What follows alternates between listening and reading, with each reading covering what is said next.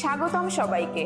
এখন আমরা 10 mm এর এমএস প্লেটের ওপর ল্যাব জয়েন্ট সম্বন্ধে শিখব, যা ভার্টিক্যাল পজিশনে SMAW প্রক্রিয়ায় করা হয়।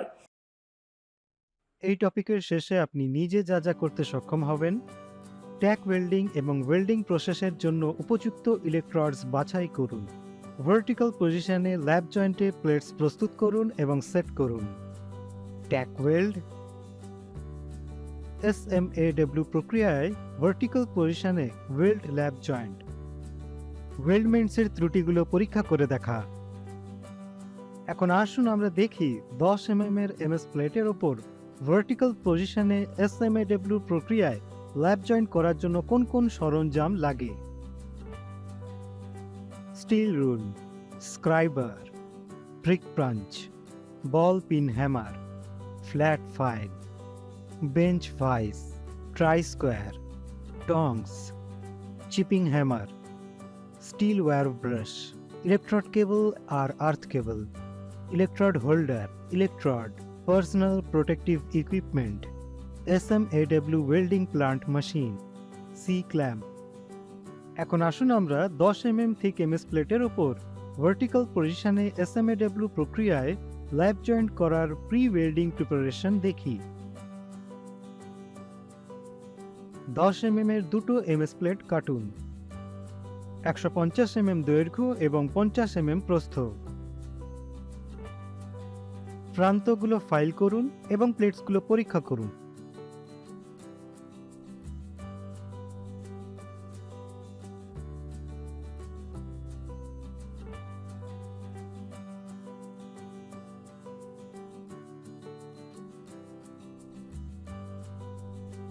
ল্যাব জয়েন্ট সেট করুন এবং সেগুলোকে ট্যাক ওয়েল্ড করুন। ল্যাপিং দূরত্ব 25 mm হওয়া উচিত, যাতে ট্যাকিং এর পরে তাদের মধ্যে কোনো ফাঁক না থাকে। ইচ রানের জন্য ইলেকট্রোডসকে প্রস্তুত রাখুন। রুট রানের জন্য 3.15 mm ইলেকট্রোড এবং 120 অ্যাম্পস কারেন্ট। সেকেন্ড এবং থার্ড রানের জন্য 4 mm ইলেকট্রোড এবং 160 অ্যাম্পস কারেন্ট। আমরা প্রি ওয়েল্ডিং প্রিপারেশন দেখেছি। এখন আমরা 10 mm থিক এমএস প্লেটের ওপর ভার্টিক্যাল পজিশনে SMAW প্রক্রিয়ায় ল্যাব জয়েন্টের ওয়েল্ডিং এর পদ্ধতি লক্ষ্য করব। ভার্টিক্যাল পজিশনে ওয়েল্ডিং পজিশনের জব কি ফিক্স করুন। ভার্টিক্যাল পজিশনে ল্যাব জয়েন্টে ওয়েল্ডিং করার সময় সবসময় হওয়া একটা সমস্যা: প্লেটের উপরের একটি প্রান্ত পুড়ে যায়, অর্থাৎ প্রান্তটি গলে যায়। প্রপার ইলেকট্রোড ম্যানিপুলেশন করে এটা ঠিক করা যেতে পারে।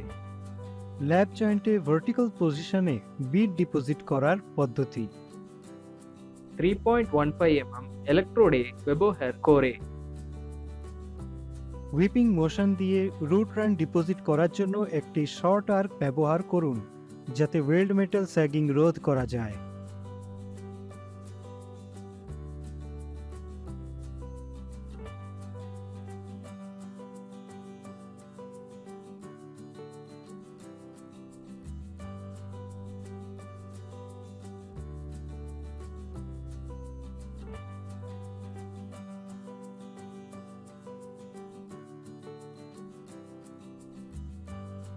একটি চিপিং হ্যামার দিয়ে ডিস্ল্যাগ করুন এবং জয়েন্ট এবং বিটকে একটি ওয়্যার ব্রাশ দিয়ে ভালোভাবে পরিষ্কার করুন, বিশেষ করে উইল্ডের টোজকে।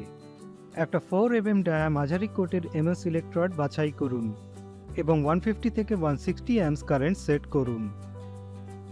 ওয়েভিং মোশন দিয়ে সেকেন্ড রান ডিপোজিট করুন এবং এটা মোল্টেন মেটালের স্যাগিং হওয়া থেকে আটকাবে।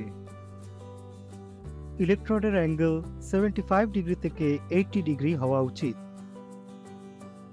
ইলেকট্রোড মোশন ওয়েল্ডের প্রস্থে সীমাবদ্ধ রাখুন, যাতে আপার প্লেটের প্রান্তটি গলে না যায়। আপওয়ার্ড ডাইরেকশনে উইভিং মোশন এবং আর্কের গতি ইউনিফর্ম স্পিডে হওয়া উচিত। ইউনিফর্ম বিট ভালোভাবে পাওয়ার জন্য ট্রাভেলের হার সমানভাবে হওয়া উচিত। সঠিক বিট প্রোফাইল সহ সঠিক ফিলেট সাইজের বিষয়টা নিশ্চিত করুন।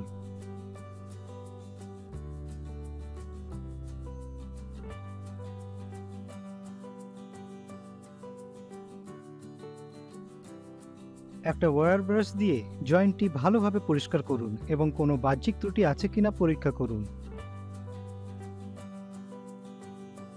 ভার্টিক্যাল পজিশনে জবটি সরান।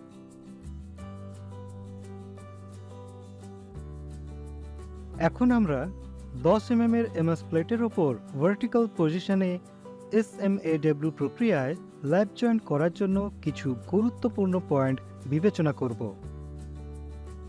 প্রতিরক্ষামূলক পোশাক পরুন। গরম বেল্ট ধরার জন্য টন্স ব্যবহার করুন। শর্ট আর্ক লেন্থ বজায় রাখুন।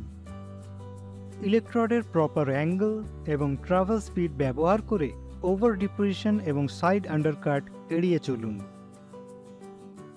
নিশ্চিত করুন যে ফিলেট আকারটি সঠিক বিট প্রোফাইল সহ পাওয়া গিয়েছে এবং টপ প্লেটের প্রান্তটি গলে যায়নি। আপওয়ার্ড ডিরেকশনে যাওয়ার সময় আর কমাবেন না। এটা নিশ্চিত করুন যে বটম প্লেটের ওয়েল্ডের টোতে কোনো আন্ডারকাট না থাকে। ওভারল্যাপিং ডিস্টেন্স বেস মেটালের ঘনত্বের 3 গুণের বেশি হওয়া উচিত নয়। এখন আসুন আমরা সেই ত্রুটি নিয়ে বিবেচনা করি যেগুলো পর্যবেক্ষণ করার সময় ধরা পড়তে পারে।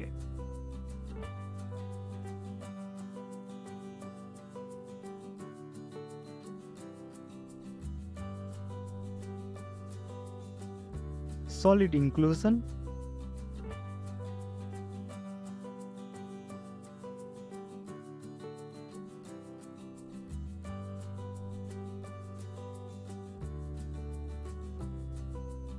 over deposition,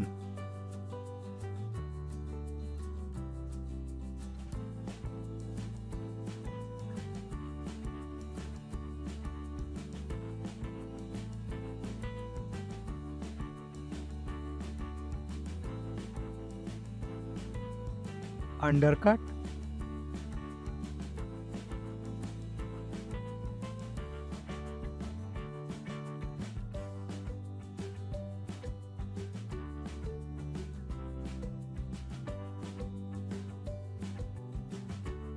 lack of penetration.